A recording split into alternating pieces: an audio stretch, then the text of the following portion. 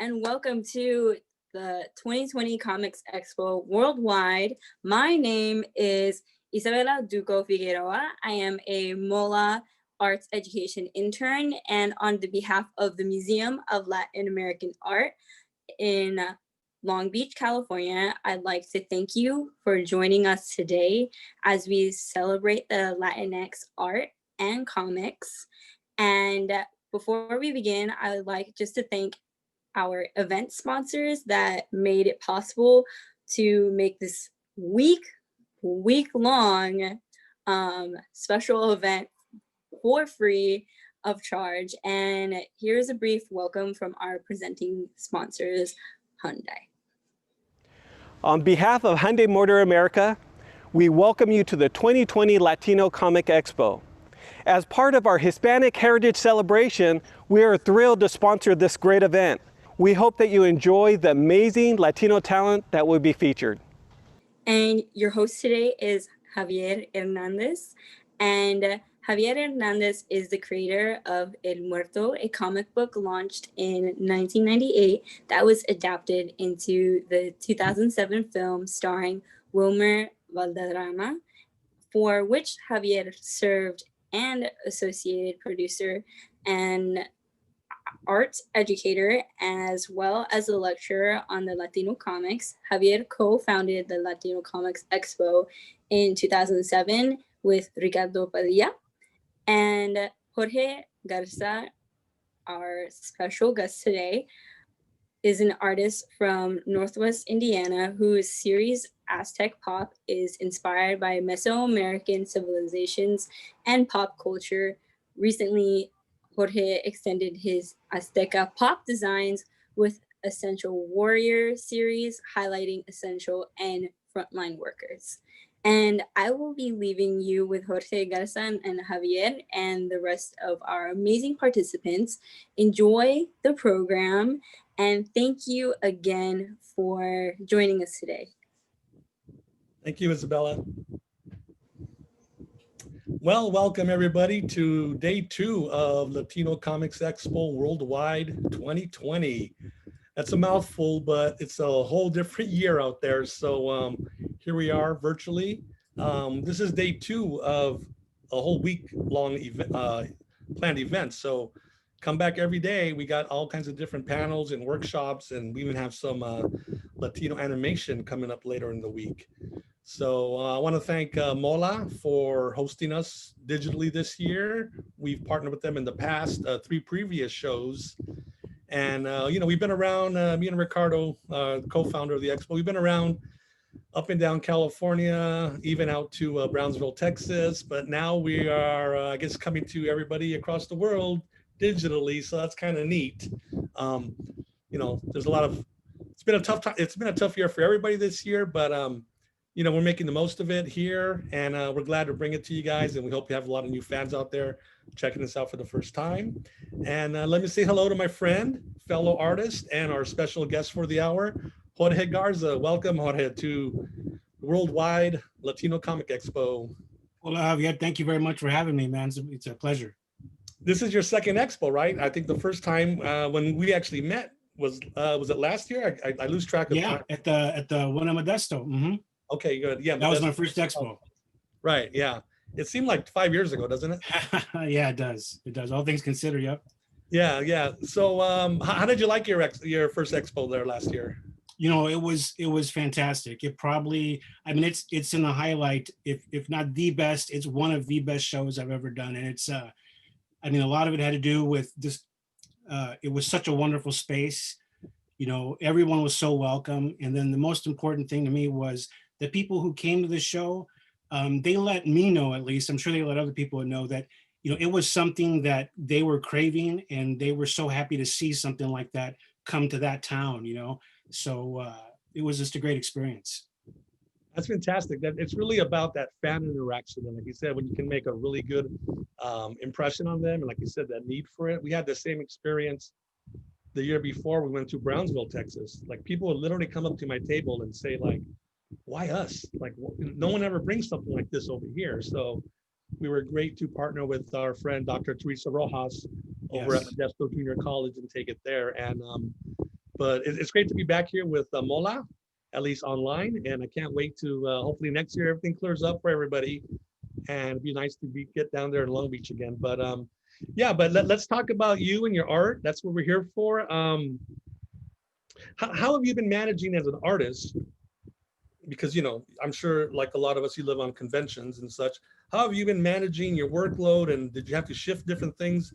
Because I'm sure all your shows disappeared, you know, earlier in the year. So what have you been doing basically as far as art? I tried to, you know, it was rough it's still kind of rough. There's like these rough patches, and you just, you know, we're all kind of sailing in these uncharted waters, you know, with just our, you know, our careers, let alone like our lives and just functioning in society. And, you know, I tried to, you know, really start pushing my store. And then also, since, you know, you have free time, whether you want it or not, because there's no shows and you don't have to prep for them, just trying to develop my own things, my own projects that I want to see happen. One of those things was the Essential Workers series, kind of off the Azteca Pop. And, you know, luckily on one hand, you know, there was, it was well received and it resonated with a lot of folks. So that's kind of what I've been doing, as well as trying to get commission work, you know. Let me show so people know, so they can see some of your art. I have some here.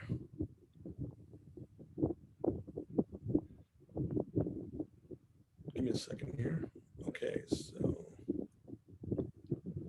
so what people can see on the screen, I hope, there's 3 different pieces of art, basically showing what Jorge is calling essential workers. So I'm not sure if it's your left or right, and getting mixed up, but there's a farm worker in the middle, a grocery worker, a check stand, and I'm sure everybody here can relate. If they don't actually work in those fields, I'm sure they can relate to how essential it is that with everything going on, all the shutdowns and everything, you know, we're still able to get our food and fruits and vegetables, and, you know, we all got to go to the store. You still want to buy your essential food, and thank God the mail's still running, because people are not just getting their medication, or maybe they're getting checks, money, but, you know, just ordering stuff since you can't go to a lot of stores. So how did that come about? I mean, yeah, what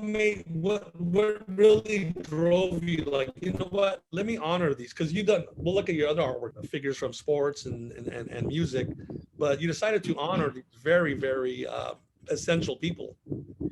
This part of the series started with, you know, I was kind of, you know, part of going forward was trying to, you know, I was still trying to do that thing where I was posting artwork, trying to get people to visit my store, you know, and, you know, I'm a news junkie. So I started paying more attention to what was going on, because there was just so much uncertainty initially. I mean, there still is, more or less, but there was even more in March and April. And, you know, kind of going through the same things I was doing with picking a pop culture figure and approaching it with this style. It just, you know, seeing the stories on the news, I just wasn't feeling that right at that point, you know. And you know, I started hearing all these stories about, you know, especially the stuff coming out of NYC with the lack of PPE, the ventilator shortage, and just how, you know, it affects a lot of the essential workers going out there. You know, they go to school for something, and they know that there are risks involved with the field, but at the same time, they're confident that wherever they're working, that they're going to you know, provide a safe place to practice their profession. So, you know, hearing those stories affected me. And the first one I wanted to do was an RN, or a nurse. I did a female one, and I plan to do a male one, and that was pretty much it. I didn't see anything past that. And then I started getting DMs, emails, just a lot of wonderful notes from people who themselves worked in the healthcare profession, or their parents, or a sibling, or a friend. And you know, I started seeing that, you know, there's just so many, there's so much lack of representation. You know, we see it in the movies and on TV, but, you know, being able to showcase that and use this this style to do it in, it just seemed like a, no brainer. Like I at least got to try it. And like I said, because of the feedback, I decided to continue. And then I relied a lot on my supporters and my fans and my friends to kind of guide me. What did they want to see? And so that's kind of how I've been navigating this particular series. Yeah, because I saw somebody showing up on your Instagram feed, and you got a pretty good audience. You got enthusiastic fans, but yeah, the comments on these, yeah, they were really responding to them, and we all could, because like I said, these are heroes to all of us. So, thank you for doing that, because one it really struck me. I got a little emotional. I go, what, with all this crazy stuff going on, these people are still working. They're exposing themselves out there, and they got to go with their families. But they need to work, and maybe they want to do that. And we better get out there and appreciate this type of stuff for people. So, but that's some of the work you do. You now, for years, I guess before that, I noticed you were doing a lot of like Aztec mythology, gods and goddesses and such. What was your interest in, that part of art, like, Aztec mythology and cultural things of that regard? I think it started at a younger age, learning where my parents from, my grandparents, it just, we had this old encyclopedia set in my parents' house, and we used to always use it for book reports and things like that. And even though it was outdated, it was still pretty useful. But then once I started finding out a little bit about the culture, I decided to look up in those encyclopedias, and just reading about Mexico. They always mention, or they always at least show, like old sculptures, the old indigenous Aztec sculptures or the Mayan things. And even I think there might've been something on the Olmecas, but that sparked an interest. This stuff was so powerful that even though it kind of ventured into comic books and wanting to do that for a living someday, once that kind of subsided, and I had to kind of spread out and try other forms of art to try to to pursue that, I kind of went back to what I was interested in to draw versus practicing the anatomy or whatever you do to become a comic book artist. And since I was interested in that, I started drawing that, and just in the beginning, just doing straight up studies of pictures of like the sculptures of Coatlicue or Tezcatlipoca or just whoever, and went from there. Do you ever wonder, like as a kid or a young teenager or whatever, or a young adult, like why the heck isn't there more Aztec mythology in cartoons and movies? Like every 2 years, it's another Hercules cartoon, it's another Hercules movie reboot. It's like, why are there no other world mythologies represented in the mass media? Because I used to think that a lot. Yeah, I used to think that too with superheroes growing up. I'd think, man, it'd be cool if they had like an Aztec hero, or they had something, but maybe it just wasn't enough creators, with that heritage in the field. That's the only thing I can think of, because now, I think on Kickstarter, I just supported 2 that were Mesoamerican related within a week. Yeah. So, it's definitely growing. And I think the more familiar people, even within and outside the culture, get exposed to that, then maybe we'll see more and more of it, hitting comic books and hitting different media and really getting that culture out there. Yeah, there's definitely a call for it, right? We didn't have hashtags back in the day, but hashtag, what is it? Latin represent. I forgot the exact one that's not real pop, but it's true. Like, let's represent, let's get it out there. And then there is a ton of new voices out there, and in animation and art and comics and books and films. So I'm glad it's around, because yeah, when we were younger, it was a desert basically of this type of stuff. It would be like a side character or something. It would never be, it would be in the background, Yeah, or if it was more in the foreground, you kind of wince because it's like, yikes, okay. So that's changing, thankfully. Let me go a little farther back, because even as you're a little kid, what was the art? What was the medium? What was the particular people, creative people or characters that you think really pulled you on this path that you're at now as an adult, doing art? Just that's all you love, art, and you want to do it all day. And where do the seeds for that, would you say, come from for you? I always enjoyed art class, whether it was, learning how to do the plaster of Paris or cutting shapes out with your hands and coloring them, just any of that stuff. And I have older brothers, and one of them was very good at drawing. He actually came to the expo last year with me. Yes. Yeah. And seeing what he could do, he was really into the Looney Tunes stuff. He could draw those very well. I think sparked an interest in it. And then where my dad worked, he would bring home all this like paper that they, didn't work in the office, but they would just set it out to be thrown away. And he would grab a stack and bring it home because he had kids at home that like to scribble. So and that kind of prompted the, starting to draw. And back then you had all the paper you needed and, crayons. And so it was just, hey, let's draw, Yeah, that story is very familiar. I've heard a lot of artists say like the parent worked at a place with a lot of paper and yeah, one side of it would be some kind of like table, with for them to record numbers, and the other side would be blank. And that was my sketch paper for years. Thank goodness for those parents, right? Not throwing that paper away. Let me give it to the kids so it doesn't write on my walls. And I also had an older brother. I still do, but I mean, as a kid, he was the one who was drawing. He was the one who was buying comics. So you're the little brother. You see him drawing enough, like, oh, like a person can actually do that, So I would start drawing. I'm sure I got it from him. And then one day, and he was in high school, he just got tired of comics, thank God. And he gave me like 2 big shopping bag fulls of like prime, like 1968, 69, 70. Yeah, very similar with me. My brothers, I had 2 older brothers that were way into comics. So they had all kinds that were just passed down, or at least I got to read them. Yeah, and right, the comics is what burned in my brain. Like, I love these, and eventually now luckily enough, I'm doing them. What was your education? You said you had art in, I guess, high school. So there's something in college, like, hey, I want to really be an artist when I grow up, so I'm going to really study this, or? Well, I didn't know that I wanted to pursue art until I was in high school. And when the school that I went to, once you hit 9th grade, you had to start, I guess, having regular meetings with the guidance counselor. And they would talk to you about your interests and what you wanted to pursue after high school, or what school you wanted to go to. They would even have trade schools in the area if that was something that was of interest to you. And I knew I wanted to go to school. I wasn't sure what kind of, if I could get any kind of money for that, or if I'd have to apply for loans and all that. It was still early. I think I was in 9th grade.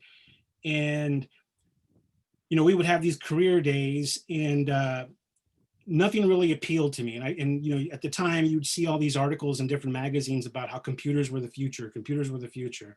So I just picked that as something that I wanted to pursue. So I had to start taking math courses more. That's what they have, these recommendations of what you can do.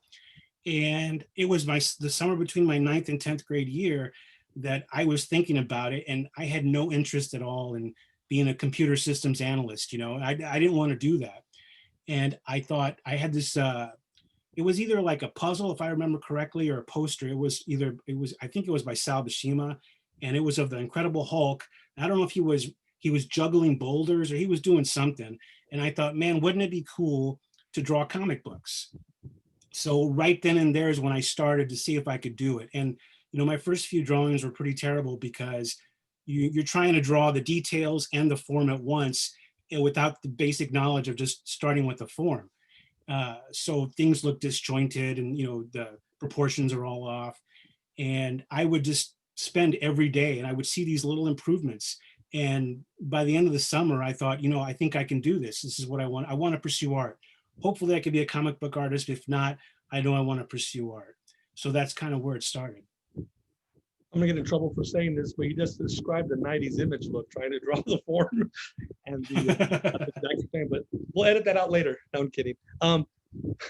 So at the time when you were a kid, I'm not sure exactly our age difference, but there was no like for me, I looked into comic books and it'd be an ad in there for like the Joe Kubert comic book school. And I looked at it with excitement, but in a second I go, New Jersey, I think that's on the other side of the world or the country or so. Okay, forget it, because no way I'm gonna go ask mom and dad to send me to New Jersey. So it was never something I could think of doing as a career. So it's like, I just remember this term, commercial artist. I don't know if they still use that nowadays. It was just like, I hope I can grow up and be a commercial artist. Yeah, for sure. And now these kids got it easy. No, I mean, there's so many comic book classes. I mean, I teach comic classes at the local community center. I mean, there's so many opportunities for comics, which is amazing. Yeah, I do remember the Joe Kubert ads. In fact, I even wrote to them and they sent me a brochure about the school, like, you know, how they send out a little bit about the instructors there and examples of student work. So yeah, I was into it, but it was in New Jersey, even from Indiana, where I was from, which isn't rural, but it isn't like city either. It's Right. kind of in between, but it's more on the rural side. Going to some place like New Jersey, you know, I didn't even know what, so I didn't even pursue it. Plus, I'm sure the expense was just way, way out of my league, you know. So I didn't even, you know, I was interested, but it was one of those things where I knew in the back of my mind I probably wouldn't be going there. So I ended up going to school a lot more local. And I think this is an issue. I'm sure it was, well, I know it was an issue in my era, and hopefully not so much now. But you know, being from a Latino family, it's like you're not going to tell your parents you want to be an artist because, you know, it's like, oh, mijo, mija, like we want you to get a real job so you have, you know, so you can actually make money, have a real career. Like art wasn't really something that the parents, at least, you know, where I came from, like they were gung ho, like, yeah, we're proud, you're going to make it all. So I know that's changed a lot. And as an instructor, I try to talk to Latino parents specifically, or in Spanish sometimes, like they can make a career out of this. It's not just comic books. If they can draw, if they can think visually, there's movies, there's video games, there's design. So it's like I said, the younger folks today, any person of any age, has a lot more, I think, opportunities. And I hope it's more accepted for parents, especially Latino parents, to realize your son or daughter could be an artist. Oh, I hope so. I hope so. I mean, yeah, you know, not only did I grow up with, you know, Mexican parents, but it was in the Midwest. So you've got like that double work ethic thing. So it's like saying that you wanted to go into the arts or pursue art was like a big no-no for a while. I think not in a hard way, but they tried to shake it out of me, but you know, nobody could. It was, you know, I knew what I wanted to do. So Right. it was just one of those things where if I got to do work in a restaurant for 15 years and just draw when I get home, that's what I'm going to do, you know, and that's kind of how I went about it. Yeah, the art career, the art vocation is the laser focus. Like you said, if you got to Yes. work 15 years You got to doing put it, that time in. You really do. I mean, I'm nowhere near where I'd like to be, but it's just all about putting the time in and just trying to take advantage of what's out there and getting your work out in front of eyeballs. Um, you know, kids coming up right now, anybody, like you just said, anybody who does art, I think regardless of how old you are, there's so many platforms to showcase that. So I would just tell people, just don't give up on that if that's what you want to do. Even if you want to do it on the side and just have a gallery page, you can get people to come see it if you know, if that's what you want to do. you and me as kids, there's no way I could have found the idea that, yeah, I can do some artwork and people in Canada, Australia, the Middle East, Russia will see it. And now, yeah, you put it on your webpage, your Instagram, your TikTok, all these things. You could have people in the world see it. I'm not saying you're going to be famous or rich, but people are seeing your artwork all over the place. So that's, you know, get out there and make art, people, if you want, if that's what you want to do. We might have a little, some questions for you from audience members. So Gabriela may chime in at any moment, just so you know. Sure. Hi, yeah, we do. You guys have a lot of fans online. So we have a few comments actually from YouTube. So Eric in YouTube says that he was super lucky to meet you in Modesto. And then we also got a comment from Comadres in Comics saying that they love the Wrath of the Giver. And then here on Zoom, Teresa says that it was great to have you in Modesto, Jorge. Our students love your stickers and I still see them on their laptop covers and water bottles whenever we Oh, thank you, Teresa. Thank you. Yeah. So we do have a couple of questions, actually. Somebody was wondering about the origin of the name Getza. Okay. When I started going online and wanting to get a website going, I think it was either, 98 or 99. And there is I think he's kind of famous. He came up immediately once I typed it in. I think back then it was web crawler or something. It wasn't Google. And his name was Jorge Garza and he's from San Antonio. So he had jorgegarza.com. And then so I had to come up with something, and I came up with something really like just letters. And I was just posting stuff that I would do. It wasn't really like I was really trying to get a web presence going. And then when I think GoDaddy started offering the .nets and all these different options, I tried to get .net, and there's supposedly an opera singer, a tenor from Monterrey, and his name is Jorge Garza. So one of them had the .net, one of them had the .com. So I was like, man, there's just too many of us out there, So I had to think of something, and at first, and for a little while, I was playing around with the idea. I have a t-shirt background. I used to work at a lot of t-shirt places and designing for apparel, and I thought of coming up with a store that I would have like a Mesoamerican, Mexican kind of angle to it, and it was going to be called Quetzal, but it had the U, and I just something about it. I wanted to make it tighter, so I dropped the U. And I liked it because it was Quetzal, and then it spelled backwards, it was Aztec. So it was, it kind of worked for me. So it started out as something for like a store name, and then I eventually just used it as my username when I started. There was these crowdfunding sites in the early, like in 2000s, and there was like Designed by Humans, Threadless, probably a little bit over like 2005, 2006. And I started posting art up there, and I used the name Quetzal. Nice. We have a couple of questions also about kind of like the origins, your own personal origins, and also the origins of your style. So Patrick wants to know what it was like growing up Latinx in Indiana. And then Rolando wants to know, how long did it take you to develop your artistic style? Okay, what was the first question?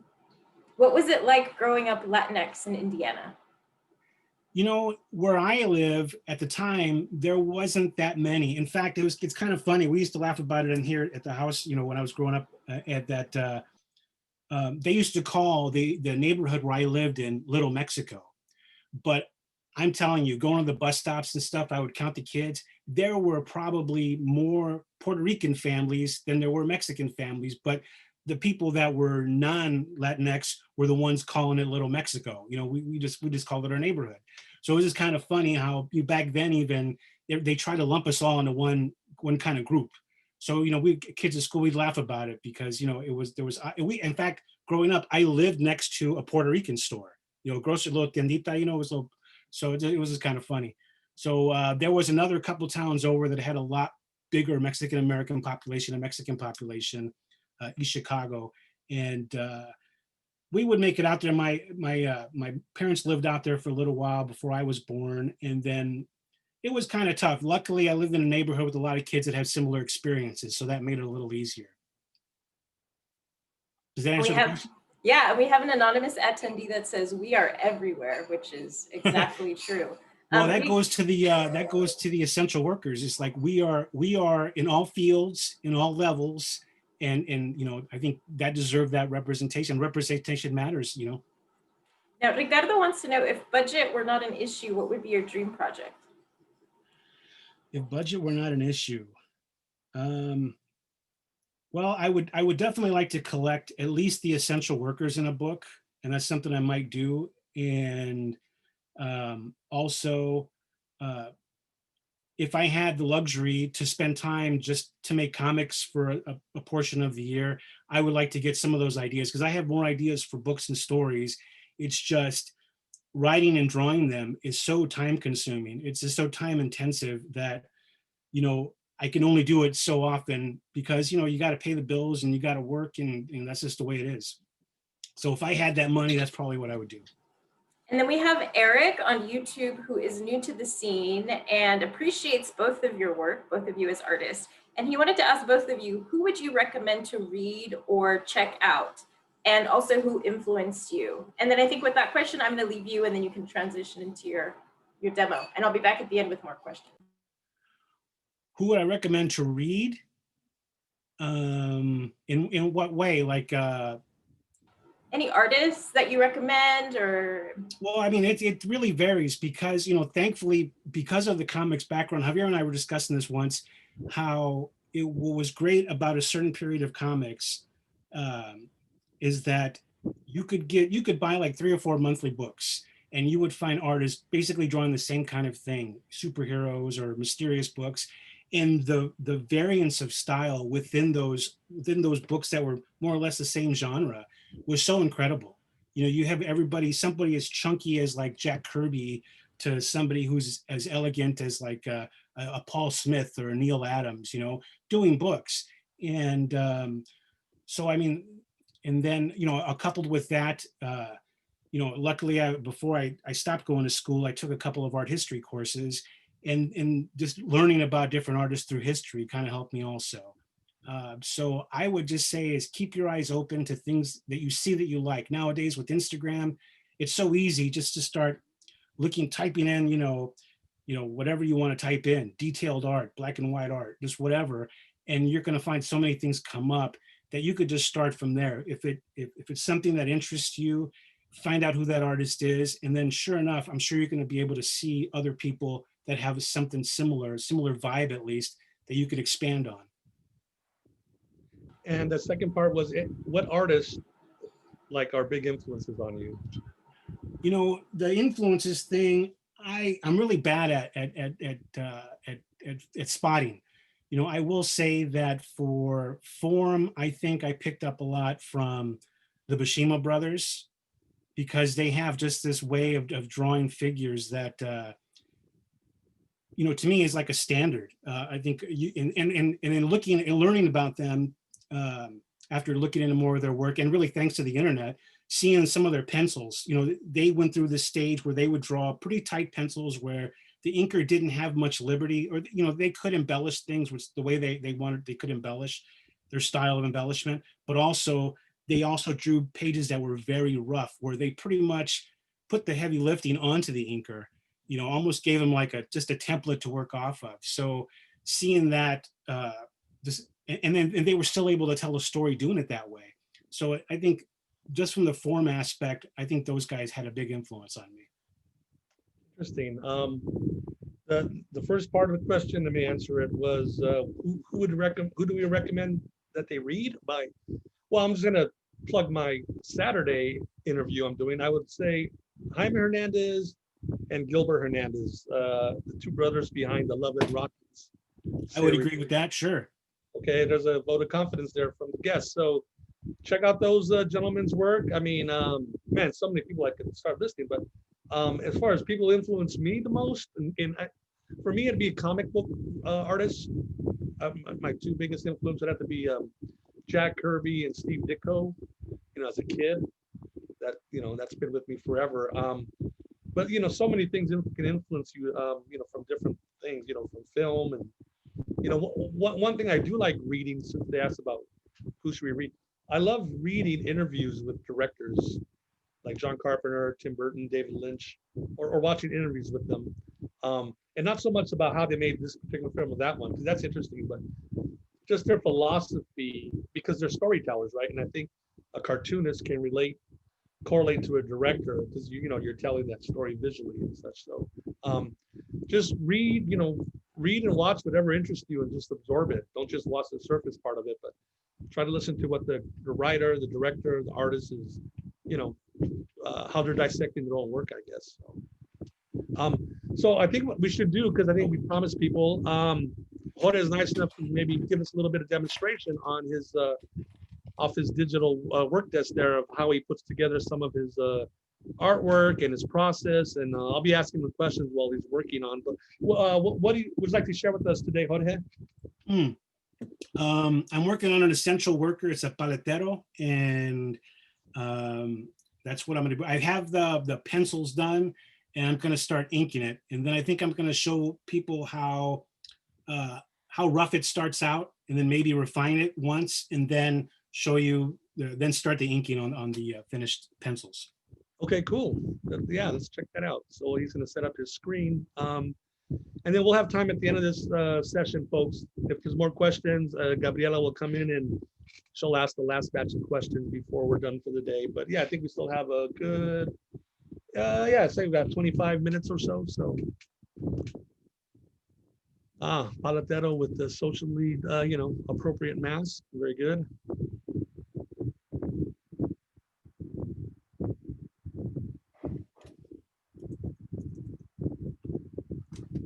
Okay, so here's where I get it to where I want to ink. Oh, let me see if I can, something's blocking. All right. Here's where I usually get it, and then here's how it starts. I'll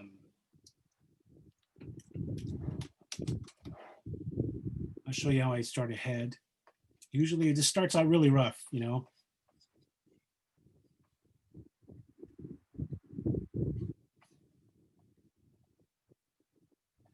And then I'll even kind of, this may not be the, you know, this is just to give me an idea where I'm going with it. Mhm.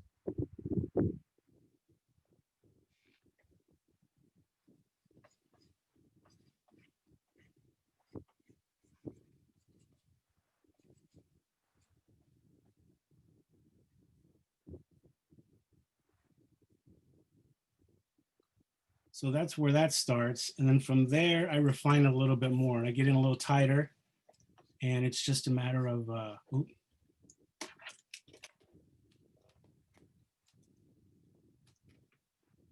And Jorge is using Photoshop, which I'm sure a lot of folks have heard about or probably use, but maybe not everybody. And there's other drawing programs. I think it's I thought it was called Manga Studio, but someone told me they changed the name. But I mean, that's one of them. And I'm sure there's other ones that people like to, you know, use to draw digitally.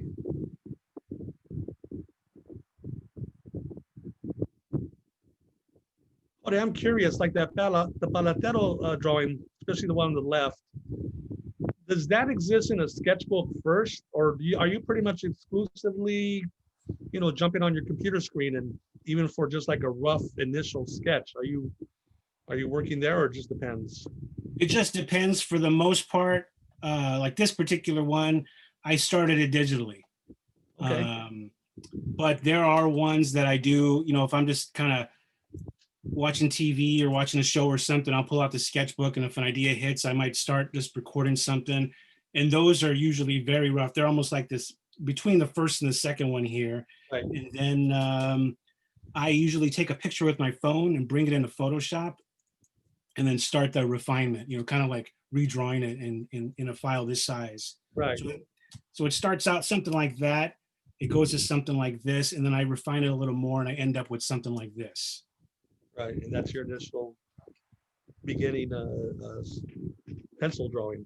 Yeah, it's about as far as I'd like to get with it. Okay, so I'm gonna get a new layer going and kind of start doing the final lines. I have this, Photoshop has this rotate the canvas tool that I use all the time, because when I draw in the sketchbook, it's pretty much how I draw. Yeah, you want to be able to adjust it to the angle you want to work with at the moment. Jorge, how long have you been you know, let's say drawing with computer or digitally? I since about 2008. Okay. And was that out of necessity or curiosity, or you just figured that's where? You know, I purchased a Wacom tablet in 2004, and I tried it and I hated it, and I just put it away. And then in 2008, I started getting involved with like those crowdfunding sites I was talking about earlier, like Designed by Humans and Threadless, where you would submit a design, and you know, if it was chosen, they would print it and you would get some prize money. And I just thought, in order to be efficient with that I maybe should start picking up how to digitally draw. And I took out that same tablet that I purchased 4 years prior and just kind of kept playing with it till I found some way of working, you know? Right. I'm going to guess, maybe I'm wrong. I assume you don't have a preference, like, hey, you'll do digital, you'll do, I hate the word analog. It's like, it was never called analog before computers, but I always call it traditional. I need to, I always tell myself that I need to do more of the pencil to paper stuff, Right. just because there's, you know, it's like a method of troubleshooting that occurs when you start using a media like ink, that with time and effort, you have a way of overcoming, or you see things before they start happening and you adapt to it. And not practicing a lot doing that, you lose some of those skills of working efficiently in that medium. Right. Now our paletero here, more or less, how long would this take you? Like if you already have the idea of, who you want to draw, because you can spend hours or days thinking of what's the next character. So when you decide on paletero, how much time will this end up taking you from these initial sketches, the inking, and then you color it and put all your effects? More or less. If it was just a figure and maybe a background element or something, then a lot of it depends on reference and really enthusiasm for that particular drawing. I can get one done if I'm like very enthusiastic. Like, I don't know if you saw the fireman one that I did recently for the essential workers. There was a fireman who actually sent me reference photos of him in the pose in his outfit. And that one helped tremendously. I still had to get reference for some of the items like the mask and the tanks, but that one, I was really enthusiastic because I had so much to work with. I think I got it done within 4 hours from sketch to completion. Okay.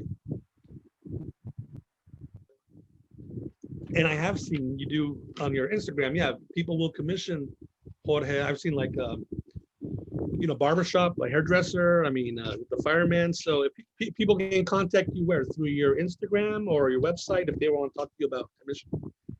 I've been contacted through the website and I'll get an email and Instagram, but probably, and even Facebook, but most often through Instagram. Okay. I think that's where I'm on the most. If they have that feature where you could simultaneously post on Twitter and Facebook. Right. So I just branch off from so I usually just post to Instagram and hit all three at once. And are you currently open for commissions? Because I know the workloads on artists, sometimes they get, swamped. I am, but right now it's kind of like, let's see, where am I at? I think I am into November now, thankfully, Yeah, no, right. Have the work lined up. Very cool. I was going to stop for a little while, but I'm one of those, I have a hard time saying no. Oh, right. Because you never know. I always think in the back of my mind, and I think this is the Midwestern thing, where you just think, oh, is this going to stomp one of these days? You know what I mean? One of these days, I'm not going to have any work. So I might as well take advantage of it while it's here. Feast or famine. So has there been an uptick for you in amount of commissions since the pandemic started, or does it correlate to people just wanting more of these essential workers, or how's the shutdown affected your commission workload? I do believe that the Essential Worker series helped. And it's interesting because sometimes the commissions are a combination of wanting to see themselves because maybe I haven't drawn something in that profession. Right. And a combination of that with some personalization to it. So it kind of varies like that. But most of the time, most of them have been just straight up pictures of drawings of a person, or them and their spouse, or their partner. So a lot of these essential worker drawings that we see, so they're actually commissioned from the actual worker from that field. Is that? No, most of the I would say one of them, a couple of them have, like the recent ones, the seamstress or the sewist. Right. I'm not sure if I'm saying that correctly. That was an actual commission. The response to that was so great that I worked out with the client, and I offered a limited amount of prints. So sometimes they work like that. Okay. I think if it's way too personalized, I don't feel comfortable offering it as a print, or even approaching the client with that, because there's obviously some things that are highly personal to them, and I wouldn't feel right selling it. No, right.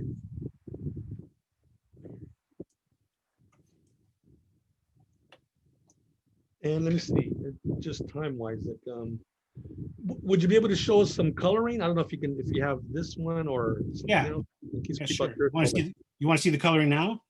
yeah, if we could, just to give Okay. people ideas, sense how things are digitally colored. All right. Oh wow, it's completely rotated. Yeah, because it was all zoomed in. I knew it was moving. It's interesting to see it.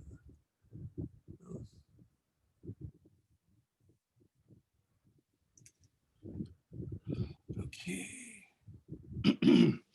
Okay, so now I already have the lines finished, and let's see. Oh wow, it's like a baking show. Yes. And I started a little bit of coloring. Usually the coloring's pretty straightforward. Let me see, what's this? Okay. I just do a lot of the selecting the shapes and filling those in.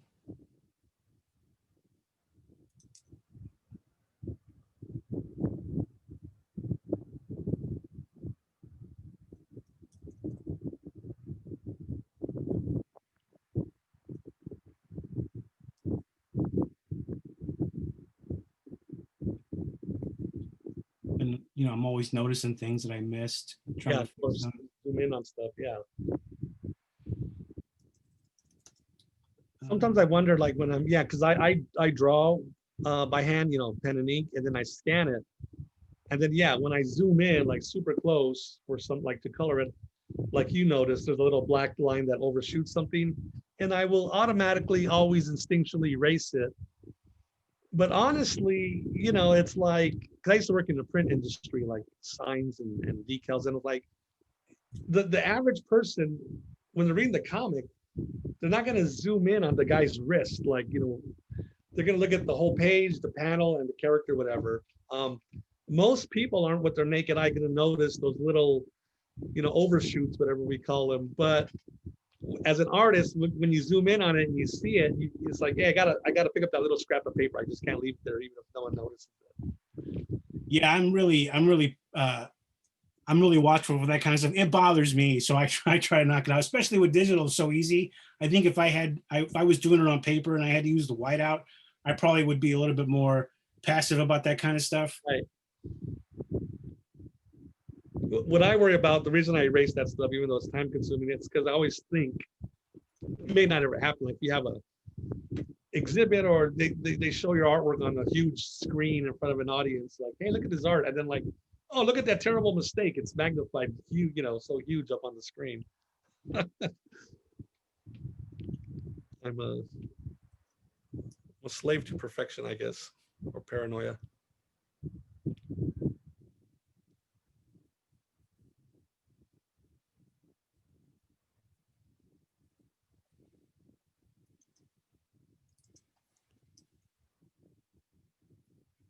When you're like, Faster ways to color this stuff. This is just the way I kind of got comfortable doing it.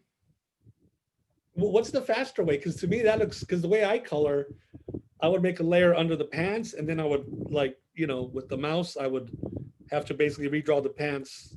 Sometimes I do I use the lasso tool, and Right. I'll let me see, like I'll do this. This shape's easy. Just kind of draw around that. Yeah, that's what I do, and I drop the color in there. And then, yeah, I just drop the color. But what you're doing seems quick to me, because you just clicking like the inside of the black line and dropping the color. It works well. When it doesn't work well is when you have a lower res image, or you've maybe tried to bring an image. When you try to bring the image's resolution up, say you started with something low, like, I don't know, 150 or something, and then you try to bring it into a file that's 300, you're going to see some of that pixelation on the edges. Right. If you try to select the shape and fill it, between the fill and the outline, there's just going to be this little area of I guess, like, just pieces that aren't, it won't go up to the edge of the black outline. Right. But usually like this, I think it's pretty safe. But the great thing about this technique, especially when I got the textures all laid in there, is there's room to not be exact, because there's so much going on texture wise that it doesn't have to be all the way perfect. I can get away with a little sloppiness if need be. I try not to be, though. No, right. Yeah, like I said, it's that perfection versus like, let me get it done and it's not really gonna impact it, or hopefully no one's gonna notice it and scream about it. So I'm gonna check while you're drawing, I'm gonna check if we need to let in another batch of questions. It depends how I'm reading this chat here. I think it might be safe to ask. Hi, I do have actually Okay. some questions for you. So Yeah. one of them, again, is related to emerging artists. So Comadres in Comics, Jorge says that they really admire the various ways that you've promoted your work with stickers and everything, and the way that you've distributed your art. And what would you recommend for new artists who are trying to get out there or who are trying to get on the scene? Like, what ways of distributing their art would you recommend? What's helped me quite a bit has been Instagram. And one of the features they have that I see, I notice some artists don't take advantage of it. It's kind of a pain to do it first, because you have to literally think about what would somebody be searching for to find my piece if they didn't know who I was. Granted, if it's something very basic, so many are going to come out that they would literally have to really be interested in that and start sifting through them. But I think hashtagging is still pretty important. It's how I found artists, just because like I'll follow some hashtags. I didn't really realize people followed them until I saw that I could, and then I just started following different hashtags, and I've run into all kinds of artists that I wouldn't have known about if I didn't. They don't appear in my explore page on Instagram. I just found them through the hashtag, so they might be making work that's in the same vein as me, and vice versa, and their work looks interesting, so I'll follow them. So I still think hashtagging is important. I'm sure there's some algorithm that once you get to a certain quantity of them, or if you use the same one a lot, it might be to your detriment. But I still think they're important. I still think they're helpful. Yeah, I agree. Even in doing research for my work at Mola, if I'm looking for artists for an event or for an exhibition, if we're putting something together, I use hashtags a lot just to try and get through and like figure out who I'm gonna find. And then I have a couple of questions related to movies. One is for you, Javier. Patrick wants to know where he can watch El Muerto. Boy, where can you watch it? You can find copies of the DVD. On eBay they pop up. Might be on Amazon. It's not on any official streaming service. I'll put that out there. It's not on any official streaming service. But otherwise, a physical copy of the DVD if you're able to track one down. And then Jorge, the next question is for you. Alex wants to know, if you could direct a Marvel movie, what would it be like and who would be the heroes? Oh, wow. It's a Marvel movie. I don't know. I'm so out of touch with the characters nowadays. There's so many books. I don't even know what's going on with them. I would say I would fall back on some of my favorite characters, even though Doctor Strange movie's been done. I think Doctor Strange could be as a thriller or a suspenseful movie. I think that would be kind of cool. And it would be great to see maybe Ghost Rider go to Mictlan. That might be cool. And then I'd have Javier direct it. He's got that El Muerto experience. He's got that film experience. So there we go. A Garza Hernandez production.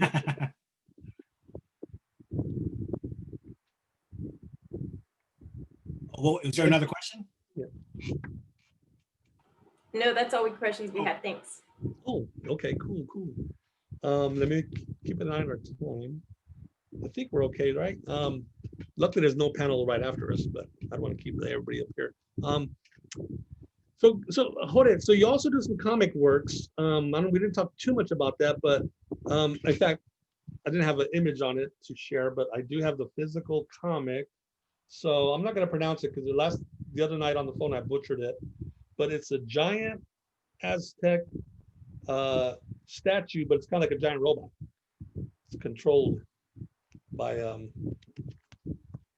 it's a wonderful short mini comic. You want to just explain, Jorge, the brief time we have, how and you came up with this, or why, or who, or what? Sure, sure. I was on Instagram one morning. I have another Instagram account which I just post like my comics work, and I opened it up one morning, and Javier actually had a post. He was participating in this comics challenge, and it was a 1-day, 8-page comic. So you had to start the comic and finish it, 8 pages in 1 day.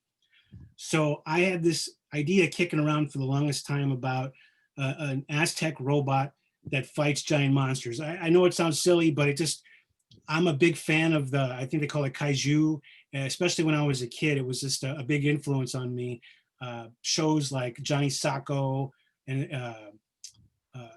Spectre Man, the Space Giants, the Battle of the Planets. You know, there was this animation and live action films, and I always thought it'd be cool to do an Aztec one.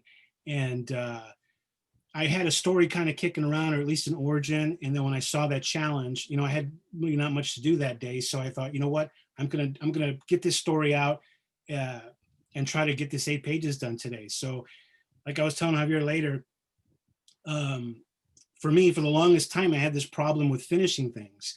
And I finally busted through that with my artwork.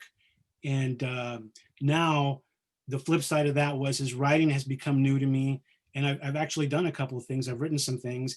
It's still one of those things where I'm just a little bit hesitant to, you know, can I finish this? You know, Wrath took me, I think, like 2 or 3 years to finish. But this was only 8 pages. So I thought, you know, it's a simple enough story that I can just get the character down. I can get something down. So at least I've got something now that I can refer to if I wanted to build on it. So it was, you know, thankfully Javier had this challenge and I got it done. And that's the story of Tetlaca. Sometimes as an artist, you just have to push yourself like off the diving board. Like, you know what? Let me get this out, this drawing, this comic, this song.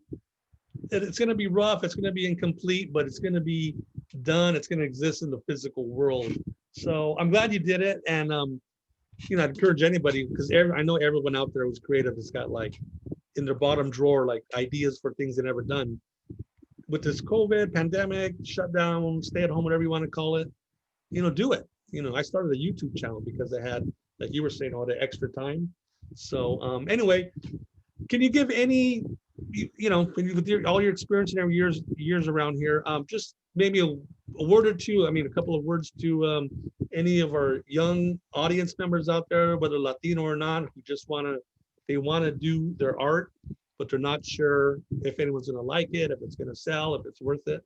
What can you encourage our listeners, our viewers with?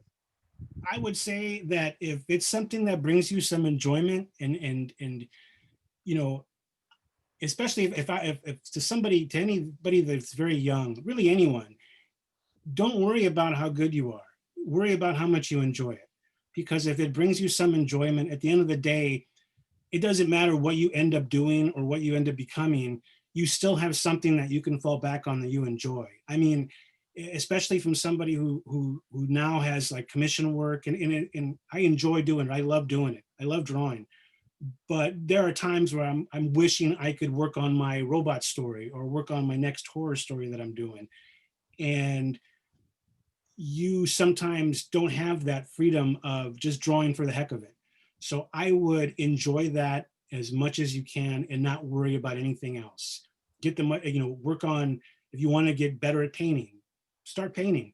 You know, there's nothing stopping you from doing anything, you know, outside of, you know, buying some huge canvas if you don't have the space or can afford all the paints required. But, you know, you know, pencil and a paper doesn't cost that much.